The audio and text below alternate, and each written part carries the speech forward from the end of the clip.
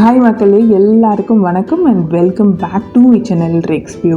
இன்றைக்கி நம்ம தூத்துக்குடியிலே ரொம்ப பாப்புலராக இருக்கிற ஒரு மக்ரூன் ரெசிபி தான் பார்க்க போகிறோம். இதுக்கு மூணு இன்க்ரீடியன்ட்ஸ் தான் யூஸ் பண்ண போகிறோம். சுகர், அப்புறம் கேஷ்யூநட், 3 எக் எடுத்திருக்கேன். எக்கு வந்து நம்ம ரூம் டெம்பரேச்சரில் வச்சுட்டு தான் யூஸ் பண்ணிட்டோம். ஃப்ரிட்ஜில் எடுத்துகிட்டு உடனே யூஸ் பண்ணாங்க கண்டிப்பாக ஒழுங்காக வராது. அந்த தண்ணியும் வந்து மிக்ஸ் ஆகாமல் பார்த்துக்கோங்க. எக் ஒயிட்டை மட்டும் தனியாக செப்பரேட் பண்ணிக்கலாம். ஒரு 100 கிராம் சுகரை நல்லா பவுடர் பண்ணி எடுத்துகிட்டு கொஞ்சம் கொஞ்சமாக ஆட் பண்ணி நம்ம மிக்ஸ் பண்ணி எடுத்துக்கலாம். நல்லா பீட் பண்ணி எடுத்துகிட்டு போட்டு இது கரெக்டான கன்சிஸ்டன்சி நம்ம ஸ்பூனை வச்சு எடுத்து பார்க்கும்போது கீழே விழக்கூடாது. இது வரைக்கும் நம்ம நல்லா ஒரு பீக் மாதிரி ரெடி பண்ணிக்கலாம்.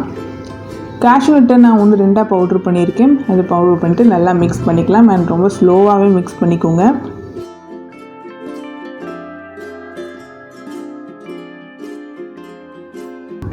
இதை நல்லா மிக்ஸ் பண்ணதுக்கப்புறமா இதை ஒரு பைப்பிங் பேக்குக்கு நம்ம மாற்றிடலாம்.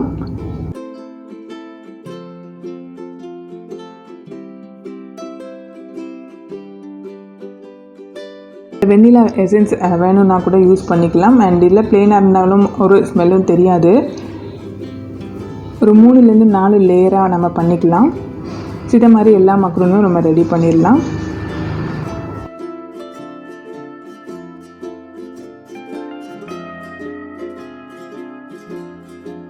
இது ஒரு 180 டிகிரி செல்சியஸ்க்கு நம்ம ஒரு மணி நேரமாக பேக் பண்ணி எடுத்துக்கலாம். 1 மணி நேரம் பேக் பண்ணதுக்கப்புறம் 1/2 அன் ஹவரமாக அப்படியே விட்டுருங்க. அதுக்கப்புறம் தான் நம்ம யூஸ் பண்ணணும், இல்லாட்டினா ஒழுங்காக வராது. நல்லா ஒரு லைட் கோல்டன் கலரில் வரும், அது வரைக்கும் நம்ம விட்டுடலாம். அண்டு 1-2 மணி நேரம் கூட டைம் ஆகலாம். நம்ம வீட்லேயே நம்ம ஒரு மக்ரூன் ரெடி பண்ணிடலாம். கண்டிப்பாக ட்ரை பண்ணி பாருங்கள். ட்ரை பண்ணிவிட்டு உங்களோட கமெண்ட்டை மறக்காமல் ஷேர் பண்ணுங்கள். தேங்க்ஸ் ஃபார் வாட்சிங்.